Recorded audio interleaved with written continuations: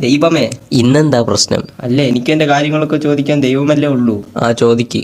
എല്ലാവരുടെ മുമ്പിൽ ഞാൻ ആരുമല്ലാത്തവനാകുന്നു, ഒന്നുമല്ലാത്തവനാകുന്നു. എന്നാര് പറഞ്ഞു? അല്ല ദൈവമേ, എൻ്റെ കയ്യിൽ പണമില്ല. എന്നെക്കാളും കഴിവില്ലാത്തവർ ഇവിടെ പണമുണ്ടാക്കി രാജാക്കന്മാരെ പോലെ സുഖിച്ച് ജീവിക്കുന്നു. അതിന് നിനക്കെന്താണ്? അല്ല ദൈവമേ, അവരെ പോലെ ലാവിഷായി ജീവിക്കാൻ എനിക്കും കഴിയുന്നില്ലല്ലോ. ഓരോരുത്തർക്കും ഓരോ വിധി, കർമ്മ എന്നിവയൊക്കെ ഉണ്ട്.